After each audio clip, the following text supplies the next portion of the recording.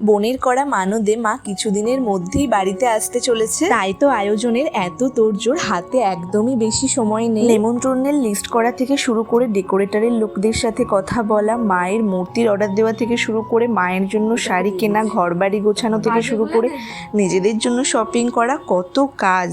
আর এত কিছুর মধ্যেও পিসি আমাদের জন্য সন্ধ্যার টিফিনে ভালোবেসে বানাচ্ছে গরম গরম ঝাল ঝাল গোলা রুটি। দুদিনের মধ্যেই প্যান্ডেলের বাঁশও বাড়িতে পড়ে গেছে, আজ থেকেই বাঁশ বাঁধা শুরু হবে। আর এই সব কিছু দেখাশোনা করতে এসেছে আমাদের বাড়ির বড় ম্যানেজার। প্যান্ডেলে কাপড়ও পড়ে গেছে, আমাদের ছাদেই মাকে বসানো হবে আর এক সাইডে প্রসাদ খাওয়ানো হবে, তাই গোটা ছাদ জুড়েই প্যান্ডেলটা করা হয়েছে। ফাইনালি আজ হলো পুজোর আগের দিনের রাত, আজকে গোটা সন্ধ্যা জুড়েই ঠাকুরের আসনটা সাজানো হচ্ছে। ঠাকুরের আসনটা কেমন সাজানো হয়েছে তোমরা অবশ্যই কমেন্টে জানাবে। সোয়েঙ্কারীদের হাতের কাজটা খুব সুন্দর, তাই ওই আলপনাটা দিচ্ছে আর তার সাথে সাথে আমরাও দলে যোগ দিয়েছি। এই দিনের লং ব্লগটা তোমরা চাইলে লিংকে গিয়ে চেক করে আসতে